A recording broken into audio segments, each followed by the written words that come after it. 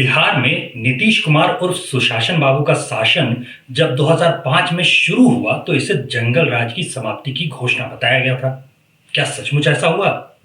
अब जब उसी राजद के साथ सुशासन बाबू मिलीजुली सरकार चला रहे हैं, जिसे कभी सत्ता से बाहर धकेल कर वो स्वयं सत्ता में आए थे, तब तो ये पूछना बनता है, केवल 2005 के बाद हुए बड़े घोटालों की अगर बात करें तो ऐसा लगता है कि बिहारियों के लिए आसमान से गिरे खजूर में अटके वाली स्थिति है। जंगल राज से निकलकर बिहार घोटाला राज में पहुंच गया है। नमस्कार। बिहार में बड़े बड़े पोस्टर बैनर पर जदयू के कार्यालय के बाहर ही नहीं, अन्य जगहों पर भी नीतीश कुमार की तस्वीर के साथ लिखा हुआ नजर आता है, नीतीश सबके हैं। राजनीति की चर्चा करते हुए बिहार के निवासी इसका कुछ दूसरा ही अर्थ लगाते हैं। जितनी आसानी से नीतीश कुमार भाजपा के साथ मिलकर सरकार बना लेते हैं, उतनी ही आसानी से नीतीश बाबू लालू के बगल में राजद के साथ भी जा बैठते हैं। पिछले करीब करीब 20 वर्षों से वो कभी राजद के साथ और कभी भाजपा के साथ सरकार बनाकर करीब करीब सबसे ज्यादा बार बिहार के मुख्यमंत्री रहे व्यक्ति हो ही गए हैं। उनके राजनीतिक दांव पेचों का लोहा तो चारा घोटाला में 14 साल की सजा पा गए लालू यादव भी मानते हैं। लालू यादव संसद में ही कह चुके हैं कि बाकी लोगों के तो मुंह में दांत होते हैं और नीतीश बाबू के पेट में भी दांत हैं, और पेट में दांत वाला व्यक्ति बड़ा ही खतरनाक होता है। ये स्थिति तब है जब लालू यादव स्वयं ऐसे घोटालों के मामले में सजा पाए बैठे हैं जिनमें हरियाणा और पंजाब से स्कूटर पर लादकर पशु और चारा बिहार लाए जाने का मामला सामने आया था। स्कूटर पर गाय भैंस या चारा कैसे लादा जा सकता है, ये जब तक आप समझें तब तक ये भी जान लीजिए कि ये चारा घोटाले का करीब 950 करोड़ रुपए का जो घोटाले का मामला था वो नहीं था। जिस मामले में लालू को सजा हुई है फिलहाल, वो मामला डोरांडा ट्रेजरी घोटाले का है, जो 139 करोड़ का एक दूसरा मामला था।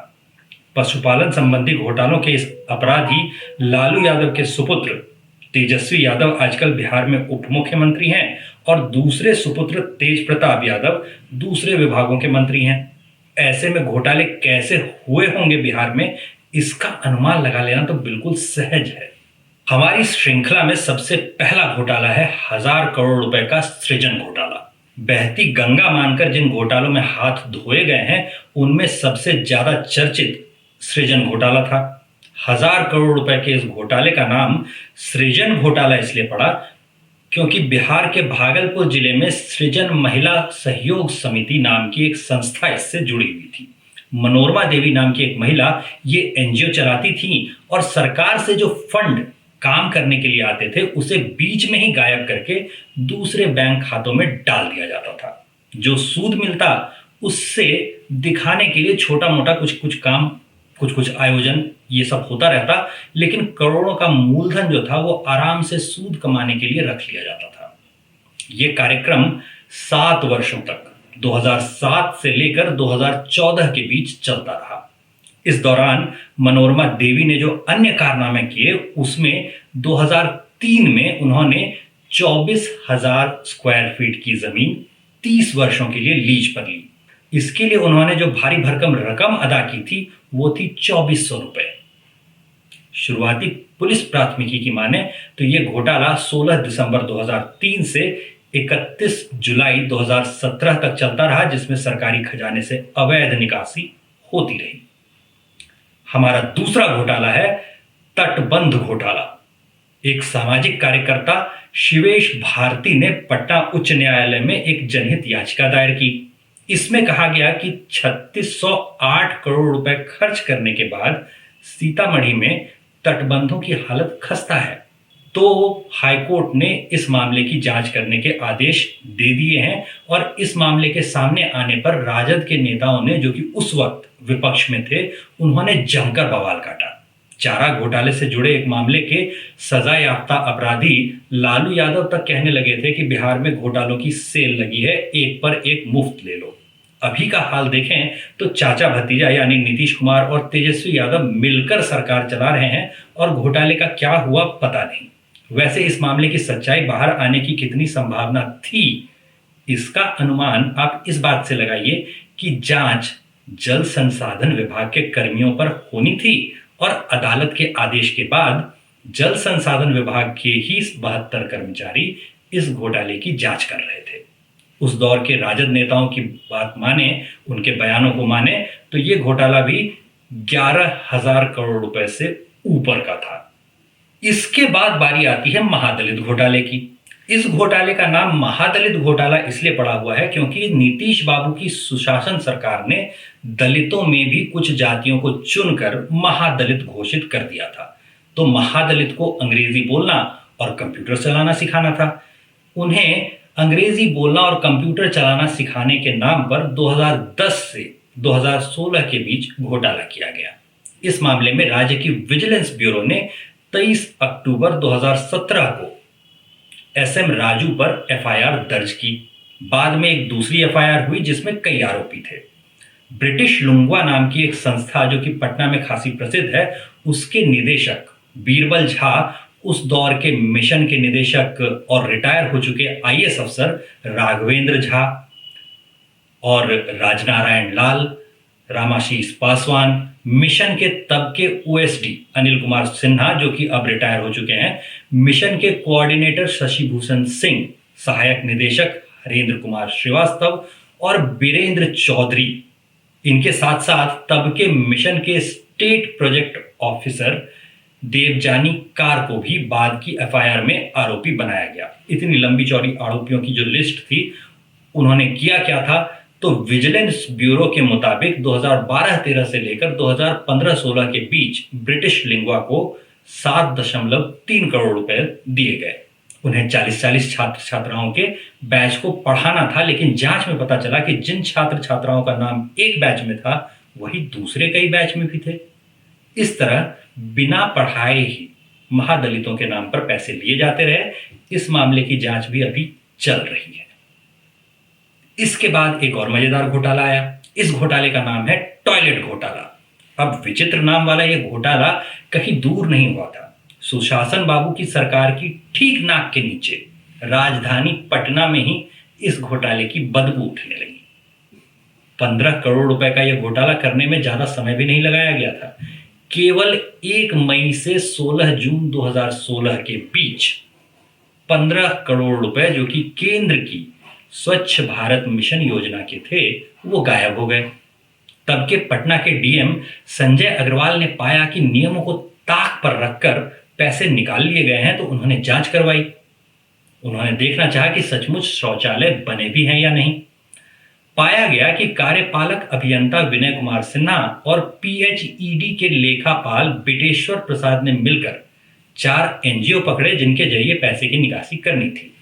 बिटेश्वर प्रसाद ने धड़ाधड़ 200 से भी अधिक चेक 1.5 महीने में ही जारी कर डाले और स्टेट बैंक ऑफ इंडिया के एक सहायक प्रबंधक शिव कुमार झा ने इन चेकों की निकासी में मदद की। इस तरह गरीबों के लिए जो शौचालय कभी बने ही नहीं, उन्हें बनाने की रकम निकाल ली गई। इस घोटाले की बू अभी तक आ रही है, जांच जारी है, कुछ होगा तो बताया जाएगा। इसके बाद आया गंगा ब्रिज घोटाला। ये बिहार के सबसे नए ताजा घोटालों में से एक है जो कि तेजस्वी यादव का पीछा ही नहीं छोड़ रहा। इस घोटाले पर रोशनी डालने के लिए मनीष कश्यप का नाम लिया जाता है। मनीष कश्यप पर फिलहाल तमिलनाडु की पुलिस ने एनएसए लगाकर उन्हें गिरफ्तार कर लिया है और दूसरे कई पुराने मामले खोदकर बिहार पुलिस की आर्थिक अपराध इकाई भी लगी हुई है।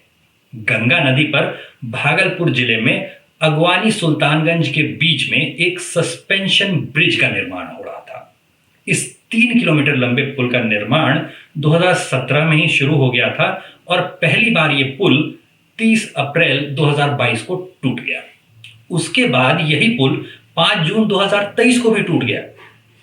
जब दूसरी बार यह पुल टूटा तब इस पर कथित रूप से 8 मजदूर थे और एक गार्ड था जो कि लापता है। इस पुल को 2020 में ही बनकर पूरा हो जाना था और इसकी लागत थी 1710 करोड़ रुपए के लगभग। नियत समय के 3 साल बाद भी ये पुल बनते बनते ही टूट क्यों रहा है?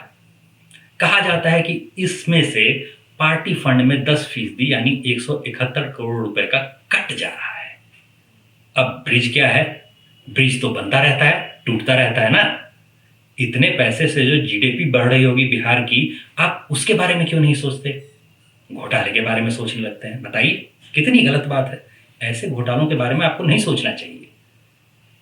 एक के बाद एक इतने घोटाले हाल के दौर के हैं जिन पर जवाब देना नीतीश कुमार और तेजस्वी यादव की सरकार के लिए बड़ा मुश्किल हो रहा है। एक पुल गिरने पर ही जब सवाल हुए तो पूछने वाले को उठाकर जेल में फेंक दिया गया। अभिव्यक्ति की स्वतंत्रता का बिहार में यह हाल है कि अखबारों में जहरीली शराब से मौत भी नहीं लिखा जाता। आजकल छपता है कि मिलावटी पेय पीने से कोई अंधा हो गया है और कुछ की जान चली गई। जी हाँ, ऐसा ही छपता है। जैसे ही चुनाव नजदीक आ गए हैं और मनीष कश्यप की गिरफ्तारी में जल्दी दिखाने ऊपर से तमिलनाडु पुलिस के ही भूतपूर्व डीजीपी रैंक के अधिकारी को राजद का प्रवक्ता बना लेने के कारण पुल गिरने का मामला सीधे सीधे भ्रष्टाचार की तरफ इशारा करता हुआ दिखने लगा, तो राजनीतिज्ञों ने दूसरी चाल चली। बिहार की जनता जातिवाद के मुद्दे पर आसानी से उलझ जाएगी, ये सोचकर जाति के आधार पर सर्वेक्षण करवाया गया। फिर जल्दबाजी में जैसी तैसी एक रिपोर्ट जारी कर दी गई। अब समस्या एक के बदले दो हो गई हैं। पहले सत्ताधारियों को केवल भ्रष्टाचार के मुद्दे से निपटना था। अब एक तरफ जहां सिपाही भर्ती में घोटाला खुलकर सामने आ रहा है, वहीं दूसरी तरफ अत्यंत पिछड़ी जातियां भी प्रतिनिधित्व मांगने लगी हैं। राजद और जदयू गठबंधन के लिए रोजे माफ करवाने गए थे, नमाज गले पड़ गई वाली स्थिति हो गई है। सबसे ताजा जांच जो पुलिस भर्ती के मामलों में घोटाले की शुरू हुई है, उसकी जांच अभी थमने वाली नहीं है, क्योंकि जिस पद पर बहाली में घोटाले सामने आए हैं, उस पद पर आवेदन देने वालों में भी तो 68% पिछड़ी जातियों के ही युवा होंगे। लगता है सुशासन बाबू ने चुनाव आने से पहले ही अपनी हार का पुख्ता इंतजाम कर लिया है।